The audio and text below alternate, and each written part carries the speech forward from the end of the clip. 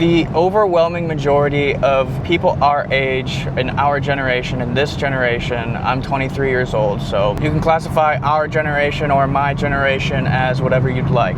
But the overwhelming majority is either addicted to vaping, is drinking way more than they should, and are just not paying attention to it to begin with. This was me, and I have successfully quit all of my vices, and the point of this video is if you're someone who has had it in the back of your mind, like, I've got to quit vaping, I've got to quit drinking, I've got to quit smoking weed, like, this video is for you, and I'm just going to share my experience and what legitimately worked for me and what doesn't work. I think I was 14 or 15 years old when I hit my first vape, and from pretty much 9th grade on, I was like full force addicted. Then when it got to the point where I could actually go and buy them myself, I did, and that just like fed that problem, of course. And so earlier this year, I was doing the math, and I did the math wrong, and I was like, holy shit, I've been vaping for 10 years, dude. Like, every single day. Like, I'm sure some of y'all seeing this can relate to waking up in the morning and your first thought being like, where's my vape? Like, I want to hit my vape. Before you even like fucking peel your eyes open or take your head off your pillow, you're like hitting your vape.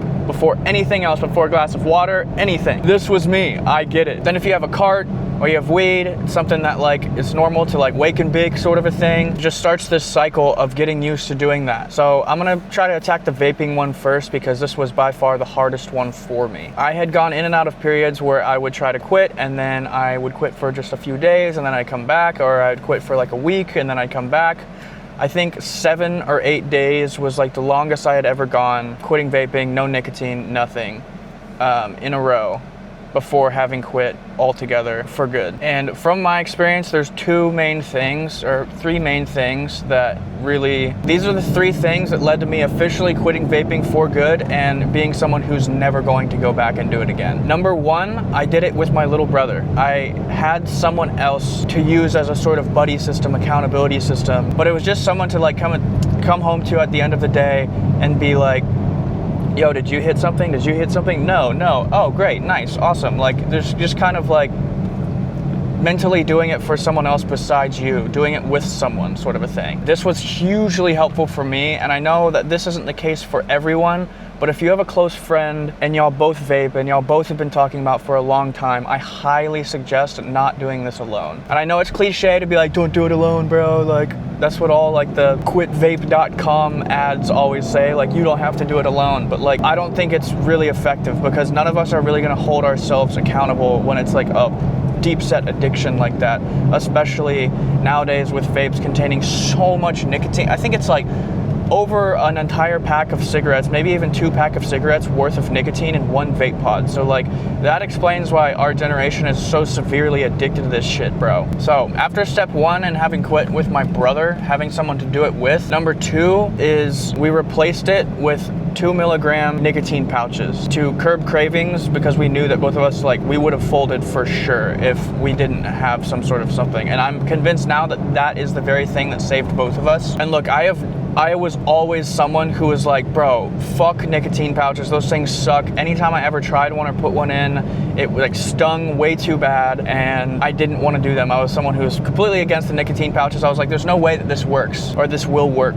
Curb cravings. Like, I think it's bigger than just curbing cravings, you know? But in reality, like, come night 3, both of us were sitting there looking at each other, even having the pouches, and we're like, bro, I want to go buy pods, I wanted this, I wanted that. And if we didn't have those pouches at that time, we would have absolutely caved and went and bought pods. But we just like looked at each other like, nah, bro. Each tossed a pouch in and just like calmed the fuck down. And I will say, when I would think about it, especially like after work or places that I had associated it with, the pouch and actually like physically getting the nicotine, even though it wasn't that same instant buzz, like head rush sort of a buzz, it legitimately does help you not think about it so hard and not like crave it so bad. If you're someone who's not necessarily not trying to do pouches, I would start with the 2 milligrams because the 6 milligrams off the start stung way too bad, and it would have led to us not actually quitting because it was so unenjoyable that we would have just gone back to vaping. And so the 2 milligram ones didn't sting that bad, but it just gave enough of a nicotine like release that it was able to be just enough to curb those cravings, to go a week, to go 2 weeks, to go 3 weeks, to go a month. Now, him and I swore that we were not gonna move up to like 3 milligrams or 6 milligrams,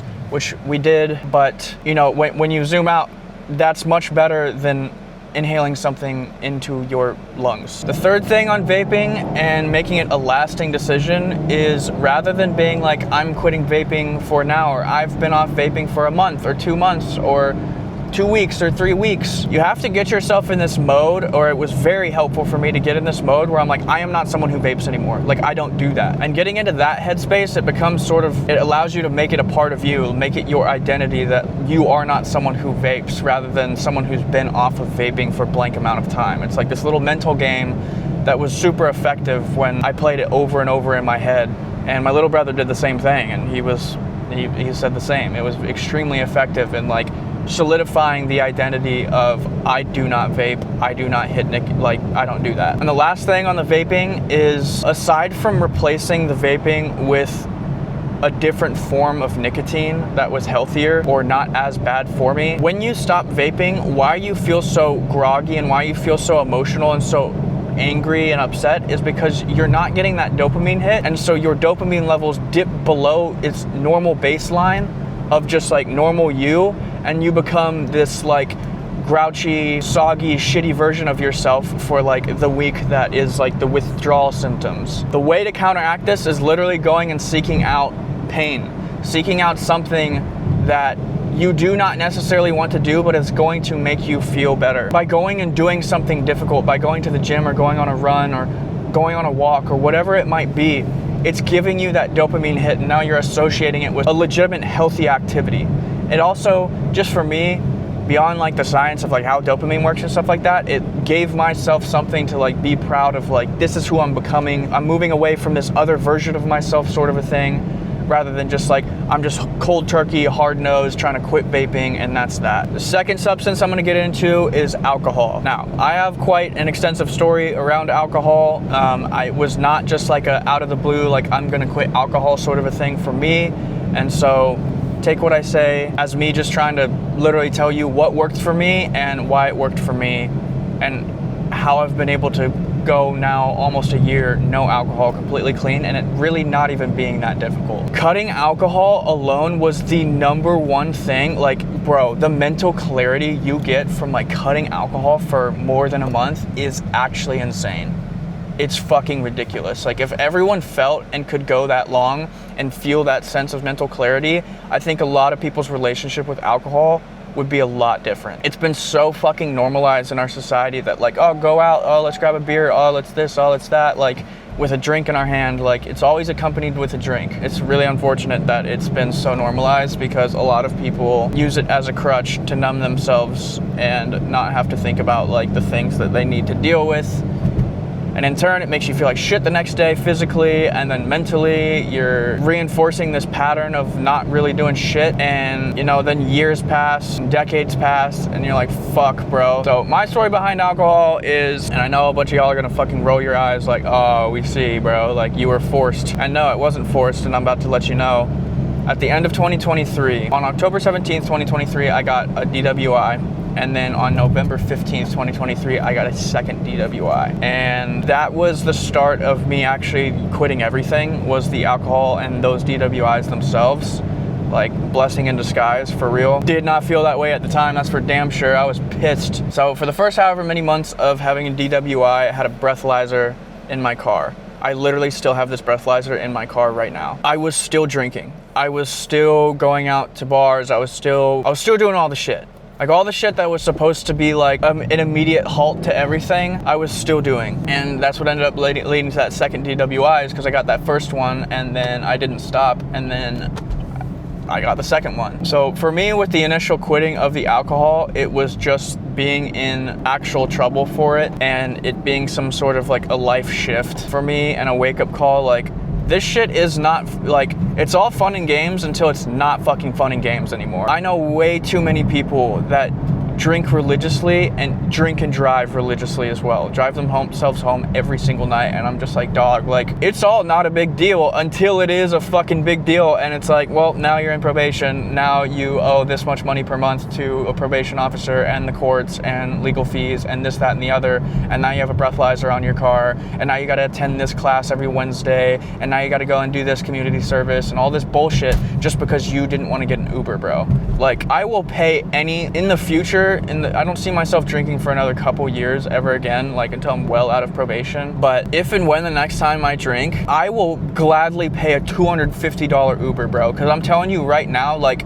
I'm tens of thousands of dollars over the span of these 2 years worth of attorney's fees, court costs, probation costs, all this stuff. It's cliche, bro, but it is not fucking worth it. Like, just pay the Uber. Just fucking pay the Uber. So initially having that pressure to like stop, it was just something within myself that I was like, I hated who I had become. And I think that's where my brain had to get, like, I could still be finessing drinks here and there, I just can't get in my car and drive. They would like never know that I'm still drinking, sort of a thing. But like, it was a full identity shift for me.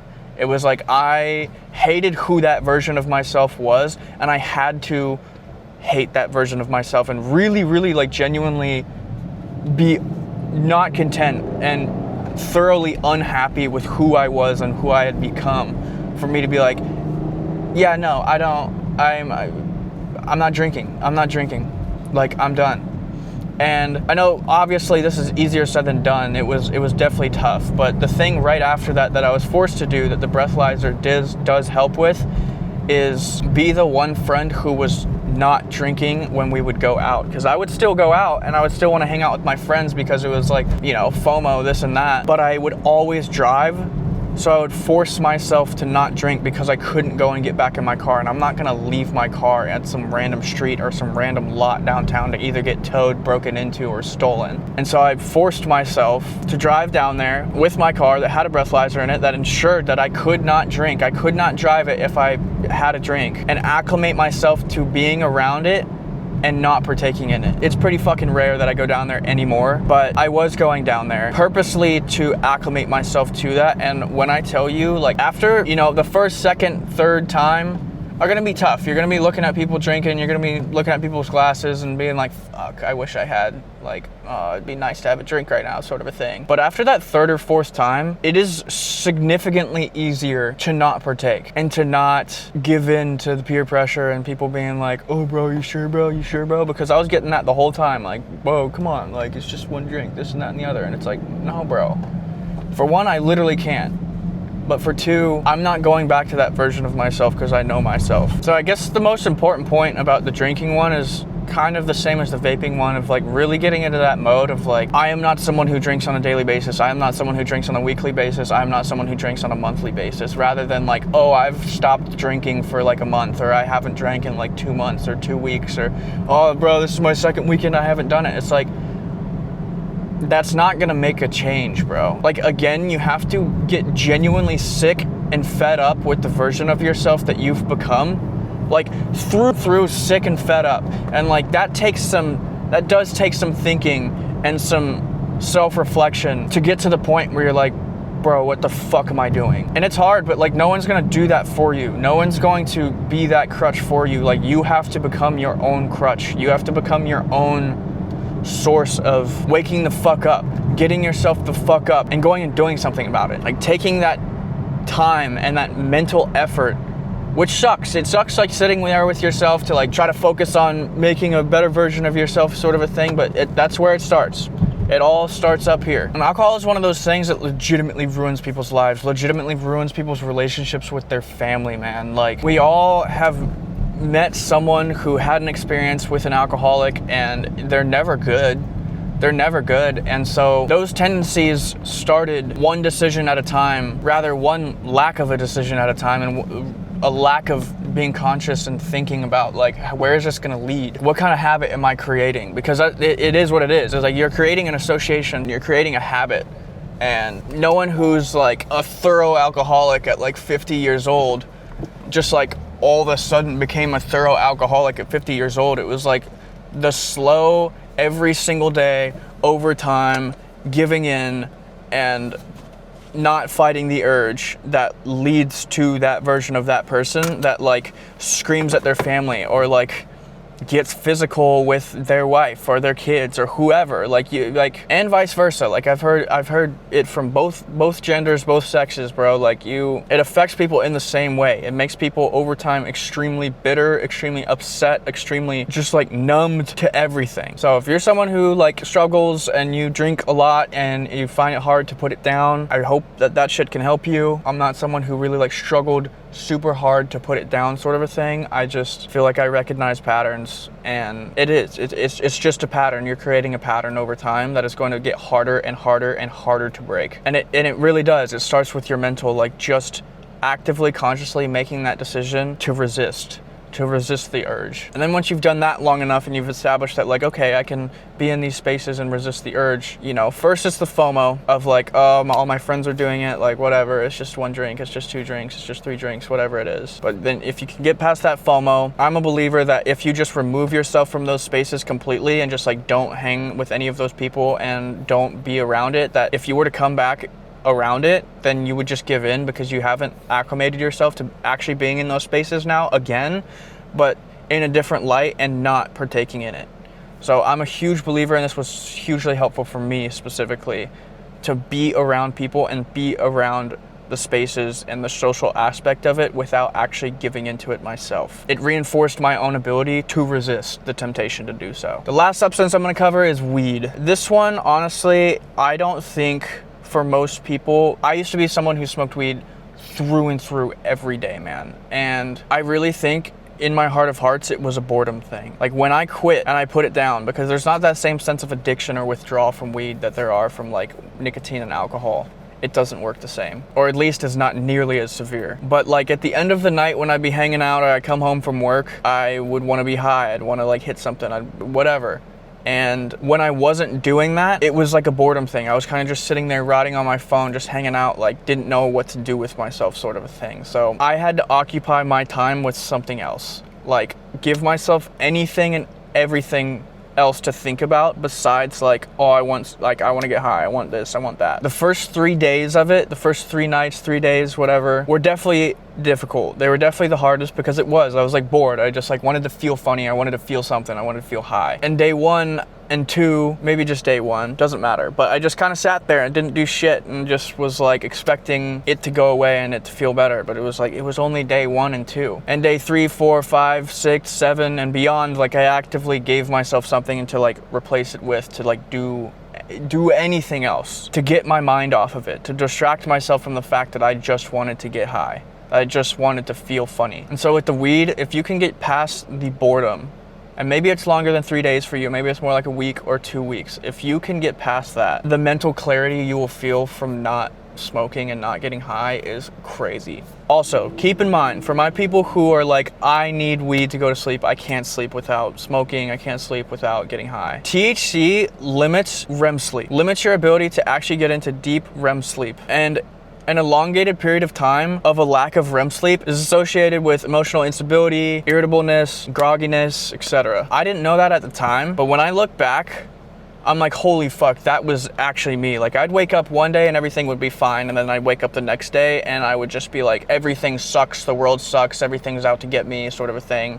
Not literally, but you know what I'm saying. Like one day is great, one day sucks, and literally nothing changed. And it's because in REM sleep, your subconscious is legitimately doing processing and helping you mull through emotions and mull through shit going on in your life that may be stressing you out or maybe making you anxious or maybe this, that, and the other on autopilot while you sleep. And when it's not doing that, then when you wake up, it just like hits you in the face and you're like all these things, and it's, and then the loop begins and you just smoke again, or you just drink again, or you just hit the vape. Like you're just numbing it and not actually like mulling through and dealing with whatever it is you need to deal with. And so at its core, all of these substances are a way for us to, even if unconsciously, even if you're like, I'm not trying to escape something, it is an escape. It gives you an out to not think about whatever that you should be or you could be thinking about and getting done. And I'm not saying that like you can't get shit done and there aren't the type of people that can't be high functioning alcoholics or high functioning, stoners. But specifically when it comes to like the emotional side of things and the mental side of things, you're limiting your ability to actually process and mull through things on your own in a legitimately like clear-headed way. And I know all of this sounds cliche as fuck. Trust me, I understand. I'm just telling you what worked for me, and having, you know, now a bird's eye view of what I used to be and what was happening, what I was doing to myself. All of these things are true. Everything that my dad and mom told me, everything that my counselors told me, everything that